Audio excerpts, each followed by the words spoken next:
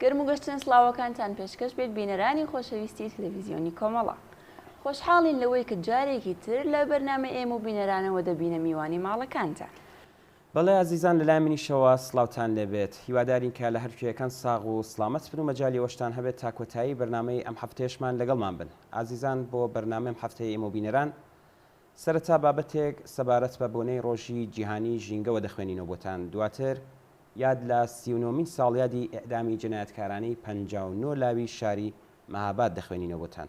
دوایین بەشی بەرنامەکانی ئەمڕۆژمان یاد دەکەین لە ئازیزان هاوڕێ ساڵح ئەلیاسی و کاک سامی لوایی کە لە ڕۆژانی ڕابردوودا ماڵاواییان لە ژیان کردووە. هیوادارین کە تا کۆتایی لەگەڵمان بن. دوای ناوبڕێکی کورت دێنەوە خزمەتتان.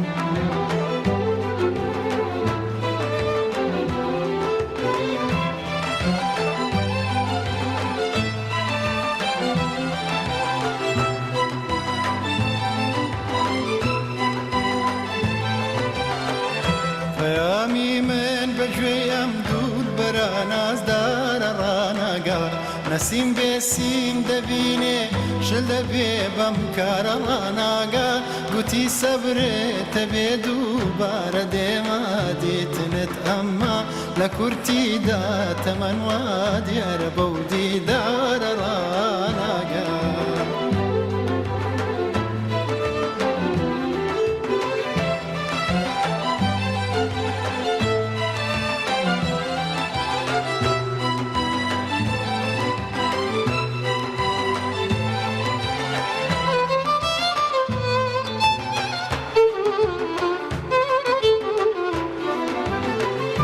وەکو پەروانە دەوری لێ دەدەن لاوانی خۆڵاتی گوڵی ئێرە بە ژوانی بولبولی ئاوارە ڕناگە نەخۆش و داردەدار و دڵبریندارم پەرستارێ بە حاڵی ئەم دڵا پڕژان و پڕ ئازارە ڕناگە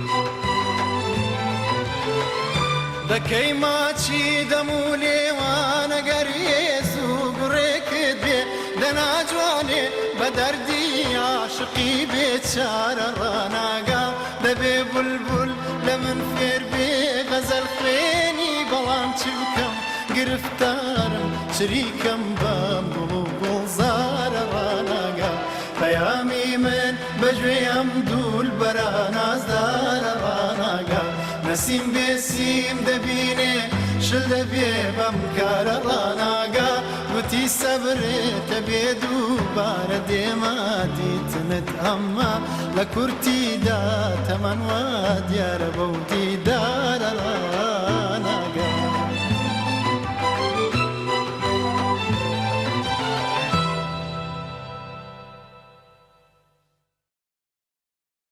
بینەرانی عزیز ئەمڕۆ یەکشەممە 5 مانگی ژوئان ڕێکەوتی 15 جۆزەردان ڕۆژی جیهانی ژینگەیە. بەم بۆنەوە و بەهۆی گرنگی ئەو بابەتە سەرەتای بەرنامەی هەفتەیەمان بە بابەتێک سەبارەت بەم بۆنە جیهانیەوە دەست پێ دەکەین. کۆبوونەوەی گشتی نەتەوەیە گرتووەکان لە ساڵی 1372 هەتاوی ڕۆژی 5 مانگی ژوئانی وەک ڕۆژی جیهانی ژینگە دیاری کرد. ئامانج لە دیاریکردنی ئەم ڕۆژە بردنە سەری ئاستی وشیاری خەڵک بۆ پاراستنی ژینگە و هاندانی دەوڵەتان بوو بۆ ئەوەی لەبیری بەرەنگاربوونەوەی مەترسیەکانی وێرانبوونی ژینگە و شوێنی ژیانی گیان لەبەراندا بن. تا ئێستا چەند ئیجلاسی نێودەوڵەتی لە ئاستی سەرانی وڵاتانی سەرمایەداری دنیادا بۆ بەرگرتن لە ڕەوتی وێرانبوونی ژینگە بەڕێوەچووە. لە دوایین ئیجلاسی جیهانی لەم جۆرە لە پاریس کە لە 21 دەسامبری ساڵی 2015 بەڕێوەچوو تەوافقنامەیەکی جیهانیش مۆرکرا. ئەم تەوافقنامەیە هەرچەند کۆمەڵێک ئەرکی خستە ئەستۆی واژۆکارانی، بەڵام بەکردەوە نەیتوانی ڕەوتی کارە ساتباری وێرانبوونی سیستماتیکی ژینگە ڕابگرێت و یان تەنانەت هێوەری بکاتەوە. دەوڵەتی ئەمریکا وەک گەورەترین بەرهەمهێنەری گازی گوڵخانەیی لە دەورەی حکوومەتی ترامپدا بەڕەسمی لەم قەراردادەی کێشایەوە. لەم نێوانەدا ئێران تەنیا بە 2% لە سەهمی ئابووری جیهانی پێگەی دەیەمی لە وێرانکردنی ژینگەدا هەیە لە دنیادا. کۆماری ئیسلامی نەتەنیا دەورێکی لە پاراستنی ژینگەدانیا، بەڵکو بە سیاسەتی دژە ژینگەی و حازانجپەرستی ئەم وڵاتەی بەرەو کارەساتێکی ژینگەیی سامناک بردووە. چاوگێڕانێکی خێرا بەسەر کارنامەی کۆماری ئیسلامی لە چەند نمونەی دیاریکراودا ئاستی کارە ساتباری ویرانبوونی ژینگە لەلایەن ئەم ڕژیمەوە ئاشکرا دەکات.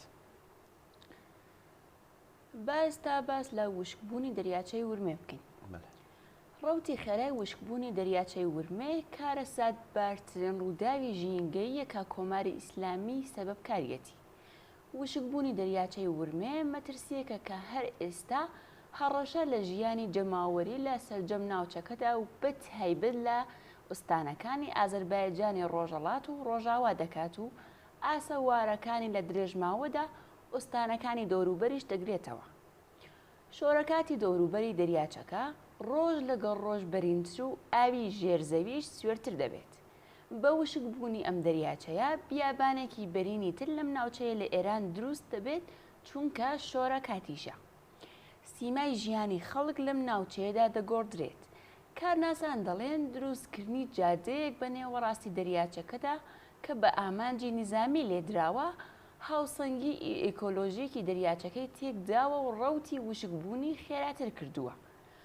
دروستکردنی بێسەرەوبەرەی چەندین سەدی گەورە مەخزنی لە حاڵێکدا کە ناتوانن لە ئاوی گلدراوە لە نێو سەدەکەدا بە سوودەیەکی لانیکەم 50% کەڵک وەربگرن لە زومرەی ئەو پرۆژانە بوون کە لە دەستگای ئیداری دواکەوت و گەندەڵی کۆماری ئیسلامیدا بەکردەوە دەرهاتوە و کاریگەری لەسەر لە خێراترکردنی ڕەوتی وشکبوونی دەریاچەی ورمێداناوە. بەڵێ، باس لە وێرانکردنی دارستانەکانیش بین. لە ئێراندا ساڵانە 100,000 هێکتار لە دارستانەکان وێران دەبن یان کەیفیەتی خۆیان لەدەستەدەن. لەگەڵ ئەوەدا کە بەرگرتن لە ئاگرکەوتنەوە لە دارستانەکاندا وەکو ژاننەوەیان بەجددی ناگیرێت، لە هەمان حاڵدا بازاڕی قازانجپەرستانەکردنی دارستانەکان بە زەوی ڕوتەن بۆ فرۆشتن پەرەیسەندووە. بڕینی دارەکان بۆ دروستکردن و ساخت و ساز، ویلاسازی و شارەکسازی و جادەسازی نظامی و پادگانسازی لە چەند ساڵی ڕابردوودا ڕەوتێکی ڕوو لە زیادبوونی هەبووە. لە دەورانی حکوومەتی کۆماری ئیسلامیدا بە جێگەی پەرەسەندنی فەزای دارستانی نزیک بە 1 لە سەر 3 دارستانەکانی ئەم وڵاتە لە نێو چوون. کارناسان دەڵێن ئەگەر ڕەوتی وێرانبوونی دارستانەکانی حەوزەی زاگرۆس و دارستانەکانی ئوستانی گوڵستان چ لە ئاکامی ئاگرکەوتنەوە و بەهۆی بڕینی دارەکان بە ئامانجی قازانجپەرستانە بەم هەوای ئێستا درێژەی هەبێت، تا 10 ساڵی داهاتوو شوێنەوارێک لە دارستانەکانی ڕۆژاوای ئێران و لە ئوستانی گوڵستان نامێنێتەوە. بەداخەوە لە نێوبردنی ناوچەی کشت و کاڵی حەوزەی ڕووباری کارون کێوە خوێزاڵ کانی زاڵ بەسەر سەدی گەتوەندا گەورەترین سەدی خاکی ئێرانی کردووە بە دەریاچەیە کە بە ملیارد متری سێجا ئاوی سوێر تێدا کۆبووەتەوە.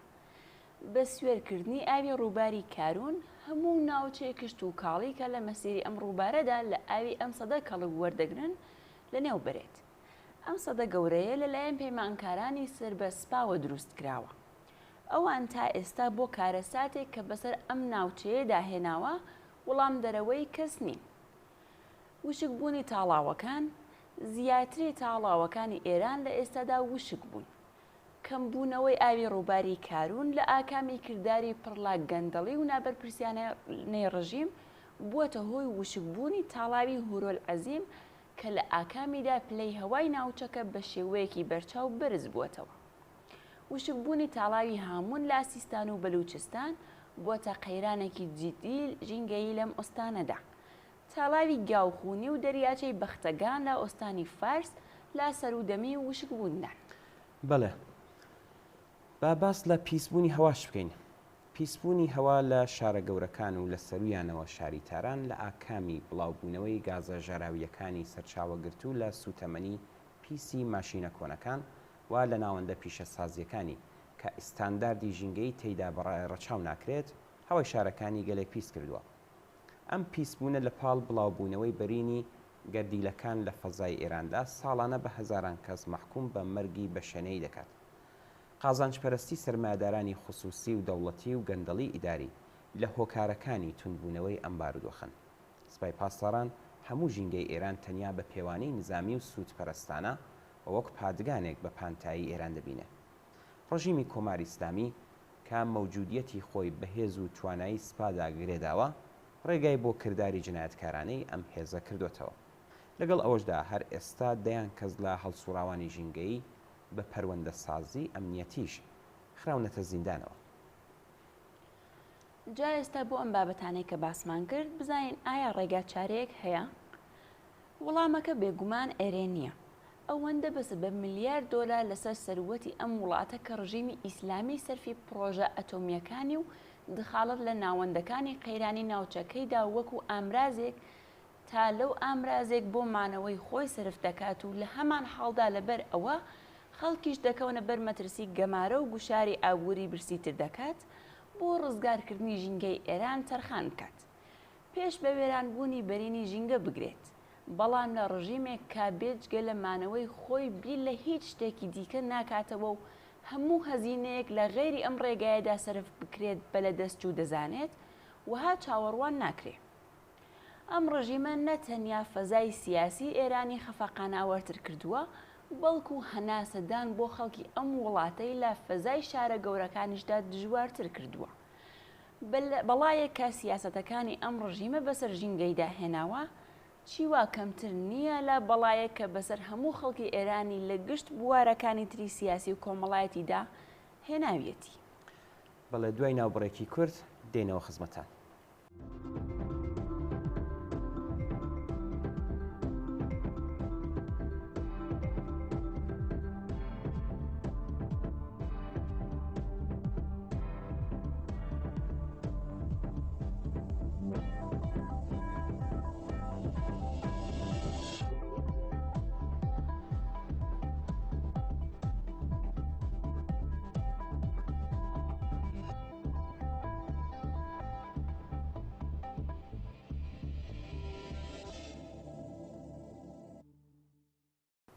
ڕۆژی پێنجشەممە 12 مانگی جۆزەردان 39مین ساڵی ئەعدامی جەنایەتکارانەی 59 لاوی شاری مەهاباد بوو.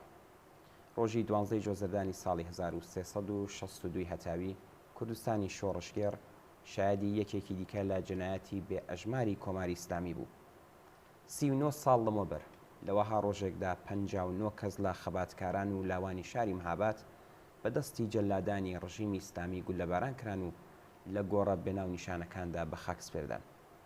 39 ساڵ لەوەبەر لەوەها ڕۆژێکدا ڕژیمی کۆماری ئیسلامی بۆ ترساندنی خەڵکی کوردستان و تۆڵەسەندنەوە لە خەڵکی مەهاباد 59 کەس لە تازەلاوان و لاوانی ئەم شارەی بە کۆمەڵ ئێعدام کرد.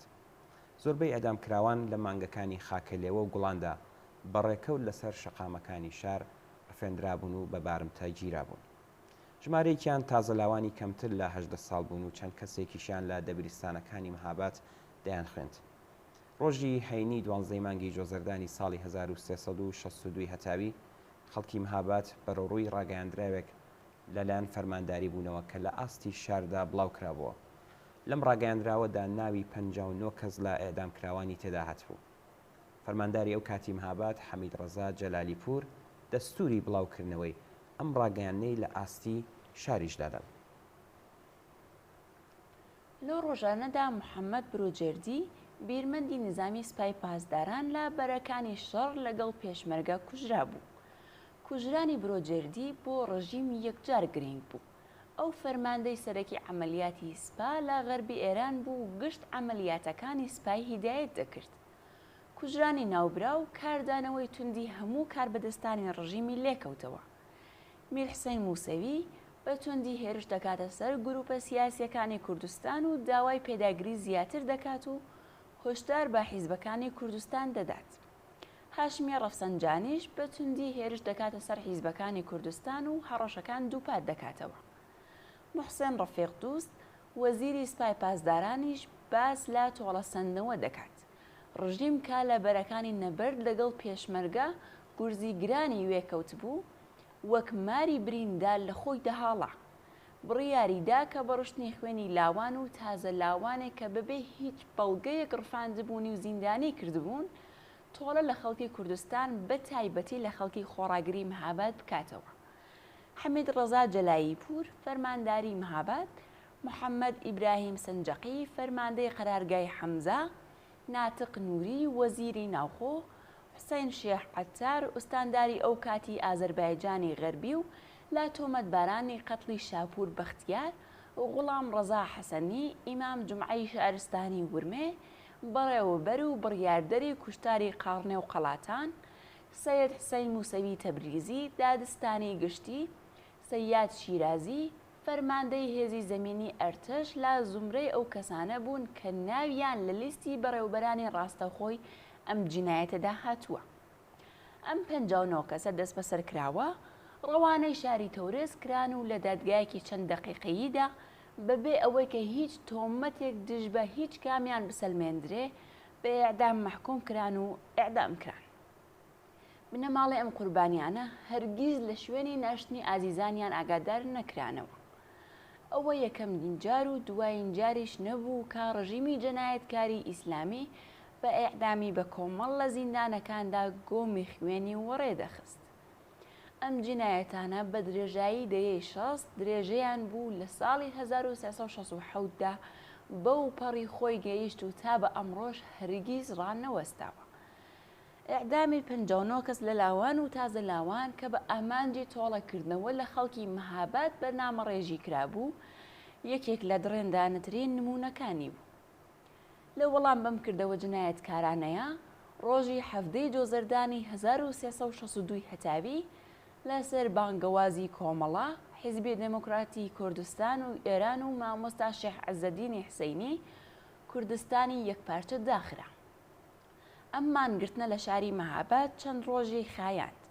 ئەوە یەکەمین مانگرتنی گشتی بوو کە بە هاواهەنگی هێزە سیاسی چالاکەکان لە کوردستان و بە پشتیوانی لێبڕاوانەی خەڵک بەکردەوە دەردەهات. حرەکەتێک کە لە ساڵانی دواتردا نمونەی بەنرخی دیکەی هەر لەم بوارەدا بەدووادا هات. بەڵێ گیانبەخت کردوانی جەنایەتی ڕۆژی 12 جۆزەردانی 1362 هەتاوی بریتی بوون لەم ئازیزانە. غوڵام ڕەزا بارزی، حەسەن جیهانیان، عەلی بانەیی، محەممەد عەلیاڵی، محەممەد ئەمین سەفا، هومایون نیلوفەر، مەحموود ڕیازی، محەممەد حسەینی، عەباس حسەینپور، کازم خاتوونی، عەلی مەزنا، عەبدوڵڵا تەجەریان، ڕەحمان ڕەحیمی، عەلی گەڵپەرست، مستەفا عیسمەتی، خالق بارزانی، یوسف ئەیازی، کەماڵ چاوشی، حەسەن ڕەحمانیان، خالید سەفایی، خالید ڕەحیمازەر، سەید ئیبراهیم ئەحمەدی، محەممەد مەسعودی، محەممەد ئەبوبەکری، وەفا ئیلیاسی، منسوور جەناح، محەممەد ئەمین ئەحمەدی، محەممەد سەلیمی، فەرەیدون شەنگا، عەلی بازیان، خدر ڕەنگین، ئەبوبەکر شوکری،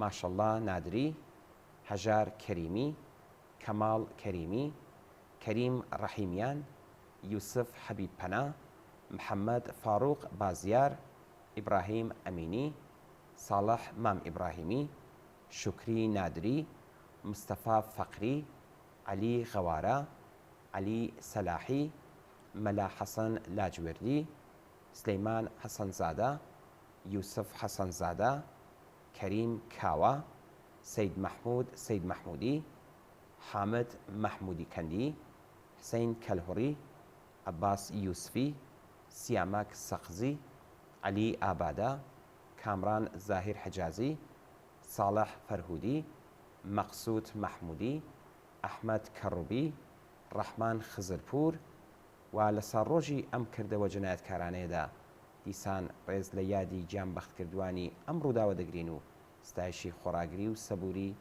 بنەماڵە سەربەرزیەکانیان دەکەین. دوای ناوبڕێکی کورت دووبارە دێنەوە خزمەتتان.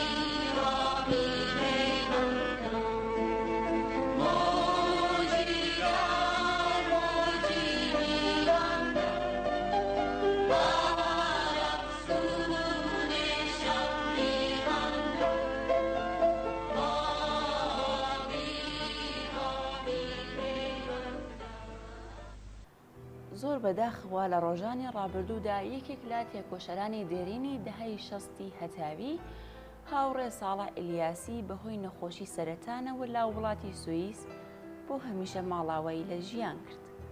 هاوڕێ ساڵح لە سەردەمی خەباتی نەهێنی و عەلەنی دەهەی 67 هەتاوی لە شاری سنە لێبڕاوانە چالاکی بووە.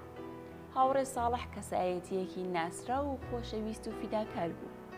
یەکێک لە فیداکاریەکانی کە زۆر بەرچاو بوو ڕزگارکردنی پێشمەرگەیەکی کۆمەڵە بە ناوی هاوڕێ غوڵام حەقبەیان بوو کە بەدەست سپای پاسدارانەوە لە بەرانبەر ناوەندی فیزیۆتراپی بەهێشتی شەقامی جامی سنە بەجیلگیرا بوو. وا هاوڕێ ساڵح بە ماتۆرسیکلێتێک سەرەڕای ئەوەی کە زۆری تەقە لێکرا بوو بەڵام توانێ ڕزگاری بکات. بەداخەوە کە دوای ماوەیەکی زۆر هاوڕێ غوڵام لەلایەن ڕژیمەوە دەست بەسەر کرا و لە ساڵی 1367 هەتاوی ئیعدام کرا. جێگەی خۆیەتی ئێمەش لێرەوە لە تەلەڤیزیۆنی کۆمەڵەوە پڕ بەدڵ سەرخۆشی خۆمان ئاراستی بنەماڵەی هاوڕێ ساڵح ئیلیاسی و هەموو دۆستانی بکەین و خۆمان بە شەرێکی خەمیان دەزانین. یادی ئازیزی بەرز و بەڕێز بێت.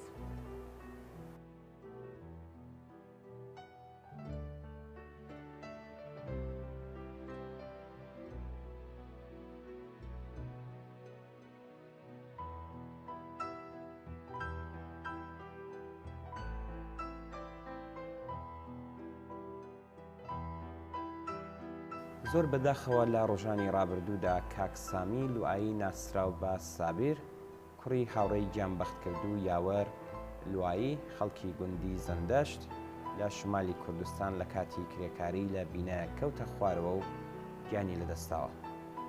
کاک سامی کوڕێکی زەحمەتکێش و خۆشەویست بوو کە بۆ بژێوی ژیانی کرێکاری دەکرد و وەک ئاڵماتۆرکار کاری دەکرد.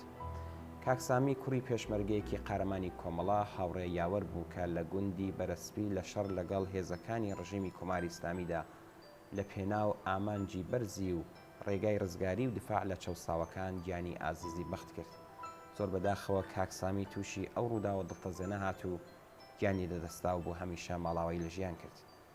ئێمەش بەمبوونەوە لە تەلەڤیزیۆنی کۆمەڵەوە پڕ بەدڵ سەرخۆشی خۆمان ئاراستەی بنەماڵەی کاک سامی و هەموو خزم و دۆستانیان و بە تایبەت خەڵکی زەندەش دەکەین. یادی ئازیزی بەرز و بەڕێز بێت.